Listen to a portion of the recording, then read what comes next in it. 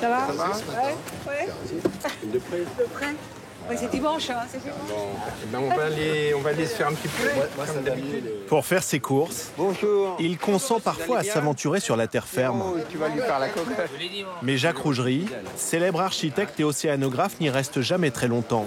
Merci, non, à 70, j'ai rendu 50. Depuis 35 ans, il habite sur la Seine, dans l'une des plus belles péniches de Paris. Là-bas, c'est mon royaume. Voilà, vous voyez, je suis un armateur heureux. Bon. Sur son quai, Jacques fait bien des envieux. Sa péniche, il l'a amarrée dans un emplacement inégalable. Tout autour, la capitale version carte postale. Vous avez reconnu, évidemment, l'Assemblée nationale. Je les surveille jour et nuit. La Tour Eiffel, Notre-Dame, Orsay. C'est vraiment magique. C'est vrai que de vivre au fil de l'eau depuis 35 ans, c'est que du bonheur. Allez, vas-y, Pierre. Sa péniche, il l'a rachetée pour une bouchée de pain en 1976 à un marinier. Elle faisait alors du transport de céréales et devait partir à la casse. Jacques l'a aménagée pour en faire la maison de ses rêves. 200 mètres carrés avec une grande terrasse, une piscine chauffée qui se découvre pour les beaux jours. Et même un véhicule amphibie qui lui permet de naviguer sur la Seine.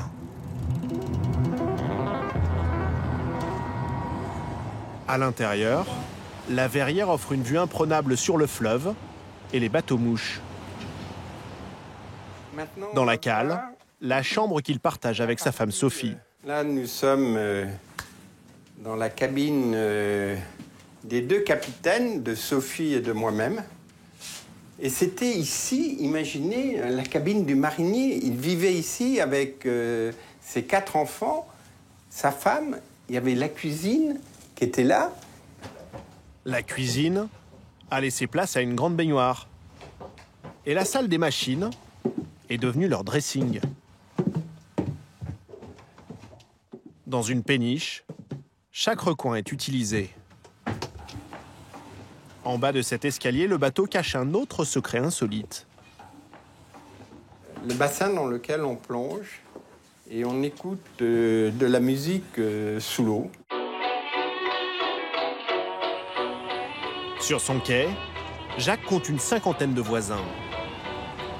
Un vrai quartier sur la Seine réservé aux happy few, car ici, les bateaux se négocient à plus d'1 million d'euros.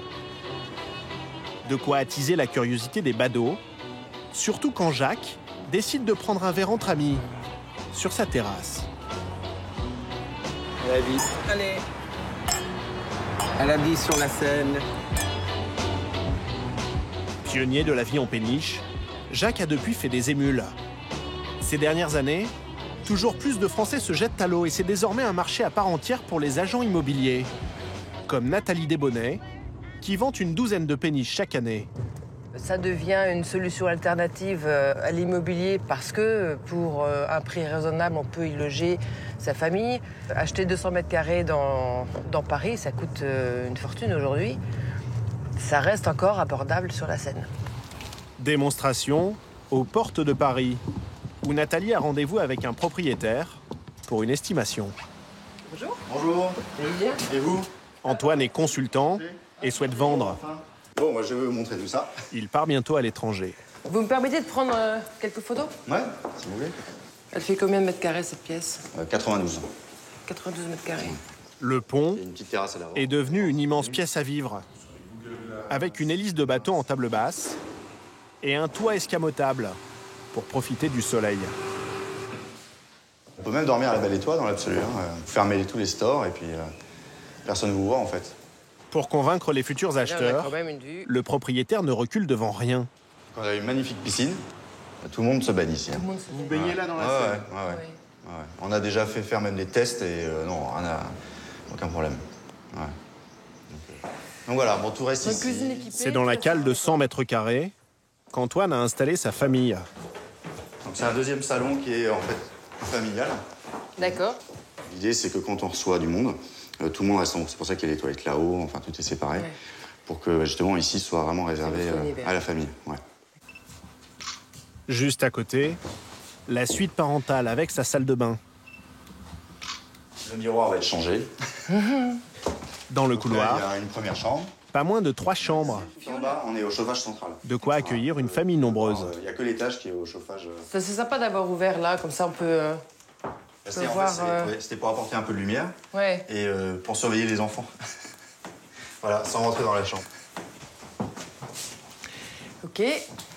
Difficile d'imaginer que l'on se trouve ici dans une ancienne barge à céréales, construite en Belgique, il y a près d'un siècle. Avec une télé aussi. Ouais. De cette époque, le propriétaire a conservé un vestige. Alors attention aux marches. À l'arrière, la timonerie. Oui, donc on a toujours le macaron. C'est un bateau qui navigue toujours. En fait, il est non, officiellement, il navigue plus. Ouais. Mais techniquement, il pourrait naviguer. Le macaron, c'est le gouvernail. Et juste à côté, le poste de commande, toujours opérationnel. Vous tirez là et c'est marche avant. Voilà. Et le neutre est en théorie marche arrière. Voilà. Le réduit où vivait le marinier et sa famille est resté intact. Un atout charme pour la péniche. Prix de vente, 1 200 000 €. Mais pour 260 mètres carrés, ce n'est pas si cher, à en croire le propriétaire. En plein Paris, c'est un peu plus cher qu'1,2 million. Ça vaut quoi, 260 mètres carrés en plein Paris? Ça vaut Tout dépend où, 2,5 mais- millions. Donc le double. Donc oui, ça vaut le double. À l'achat, une péniche est donc moins chère qu'un appartement. Et peut même devenir une très bonne affaire, avec un peu d'huile de coude. Sur ce quai parisien, tout près de la gare d'Austerlitz, l'ambiance est à la fête, en ce dimanche ensoleillé. Les propriétaires de la péniche, ce sont Valentin, consultant, et sa femme Ambre, coiffeuse. Attention, c'est pas chaud, mais c'est lourd. Ils ont invité des amis à profiter de leur nouvelle terrasse. La récompense de plusieurs mois d'efforts. Allez, santé, salut. Bon, allez, santé, on va pas y aller. Cheers. Leur péniche, ils l'ont achetée 1 an plus tôt. Une affaire. Mais il a fallu la remettre en état. Des murs pourris, pas d'eau, ni d'électricité. Ambre et Valentin décident de tout faire eux-mêmes, aidés de leurs amis. Les murs, la plomberie, les sols. 4 mois de chantier pour faire des économies. Mais aujourd'hui, le résultat est là. Cuisine avec tout confort moderne, parce qu'on croit souvent que sur un bateau, on est obligé de se limiter en termes d'équipement, ce qui n'est pas du tout le cas. Il suffit juste de prévoir ce qu'il faut en termes d'évacuation d'arrivée d'eau, donc lave-linge, lave-vaisselle, cuisine au gaz, ça pose aucun problème. On pourrait se croire dans n'importe quelle cuisine d'appartement. Exactement. Même mieux, parce que dans notre précédent appartement, on avait une cuisine qui faisait 2 mètres carrés, alors que là, on a une vraie cuisine. Donc salon, salle à manger, petit coin cinéma. Ici, ils vivent avec leurs 2 enfants. On va juste de ranger La 2 première petites chambre. secondes. C'est les chambres de Dylan qui ont plein de travail, 2 bacs. On dort bien sur un bateau. Oh oui. Et il dort très bien. berce et tout, avec les vagues et tout, franchement, ouais, je dors bien. Bon, à tout à l'heure, ma chérie. Dans la chambre voisine, sa sœur est moins sereine. La deuxième chambre.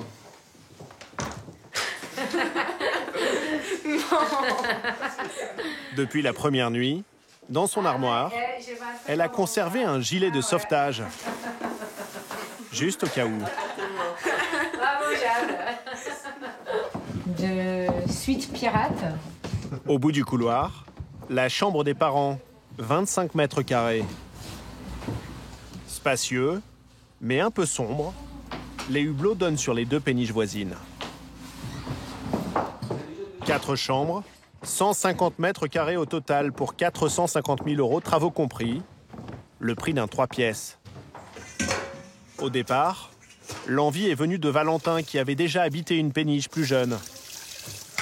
La petite famille, d'abord hésitante, a adopté ce mode de vie en seulement 6 mois. Dès qu'on passe la passerelle, on est ailleurs. Et c'est un vrai moment Très apaisant. Hein. de plaisir. On a l'impression d'être en vacances tous les soirs. Alors bien sûr, l'embarcation tangue un peu, au passage des bateaux-mouches. Mais ses occupants, eux, n'y font déjà plus attention. S'il faut qu'on bouge, je pense qu'on bougera, mais plus sur l'eau que sur terre. Je pense que maintenant, on va avoir du mal à revenir vraiment sur un appartement. En achetant cette péniche, ils ont également payé le droit de s'amarrer ici, au cœur de Paris. Coût de l'anneau, 700 € par mois. Alors pour supporter cette charge, ils ont embarqué un passager clandestin. Salut Victor. Salut Val. Ça va? Ça va et toi? Un grand lit.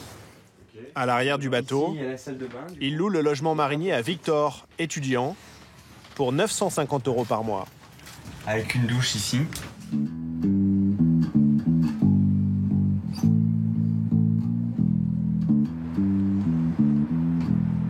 Parfois tu te crois vraiment dans le sud, quoi, au bord de la mer, il y a des mouettes, il y a tout ce qu'il faut. À l'heure d'aller dormir, la péniche peut cependant réserver quelques mauvaises surprises. Ce soir, un gros bout de bois cogne contre la coque et empêche Valentin de dormir. La semaine dernière, c'était un oiseau mort. Après une demi-heure de lutte, le tronc finit par repartir au fil de l'eau. Vivre sur une péniche n'est pas de tout repos.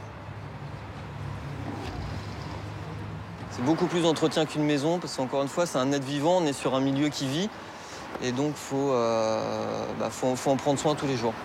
Et c'est vrai que c'est rigolo quand je raconte à mes collègues le lendemain matin que j'ai passé 3 heures les mains dans une pompe parce qu'il y a une vis qui était tombée dedans et que du coup, je pouvais plus évacuer mes eaux usées. Ça fait partie du charme. Un peu partout en France, sur la Seine, la Loire ou le Rhône, 1500 bateaux sont désormais utilisés comme habitation principale. Mais la péniche peut aussi servir de résidence secondaire, un peu comme une maison de vacances.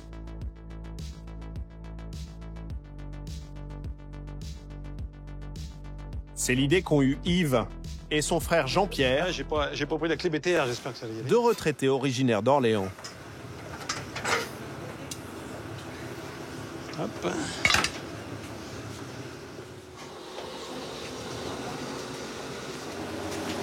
km/h.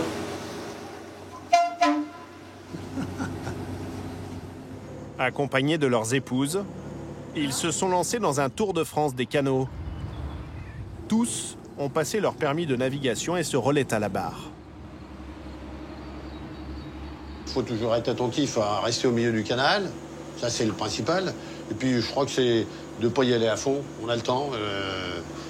Parce que vous avez des ponts qui sont vachement étroits. Cette aventure à 5 km/h, ils la font avec tout le confort moderne. Un peu comme dans un camping-car, mais sur l'eau. Coin télé pour se relaxer. Cuisine ouverte, avec tous les équipements. Four à gaz, lave-vaisselle, enfin tout ce qu'il faut. Et une chambre cosy pour chaque couple, avec sa salle de bain. Regardez, le beau paysage. Voilà. La vue offre un travelling infini sur les plus beaux paysages de nos régions. Ce palace flottant leur a demandé 12 ans de travaux et 50 000 € d'investissement. Ils en ont même fait un livre souvenir. Ça, c'est la péniche en 2001. Et en dessous, vous avez la péniche en 2013. Désormais, leur vie est un long fleuve tranquille, avec quand même quelques péripéties. La difficulté du jour, c'est le pont-canal de Briare. Un ouvrage de 600 mètres de long construit par Gustave Eiffel au XIXe siècle pour permettre aux péniches de traverser la Loire en toute sécurité. Une première pour Yves, très concentré à la barre de son 100 tonnes. C'est l'entrée qui est délicate, c'est ça? Ouais, parce que c'est vachement étroit. C'est la largeur d'une écluse. La largeur de l'écluse. Alors après... Un coup que le nez sera rentré dedans, après on est sauvé. Alors bien sûr, ça racle un peu. Mais les deux mariniers débutants se débrouillent plutôt bien. On n'a pas beaucoup de marge de manœuvre. Hein. Nous, le pont, il doit faire 5 mètres 80 et nous, on fait 4 mètres 91, quoi. Donc on a 50 cm de chaque côté, ici. Mais à l'entrée, on a 25 cm de chaque côté. Vous voyez, regardez la marge. Hein. Là, on est bien, il est bien droit, là. Bien. Yves. Ah, superbe. Au-dessus de la Loire, la traversée du pont-canal de Briare, c'est un peu la première étoile des pénichards. Leur escapade ne fait que commencer. Direction Paris, puis Amsterdam.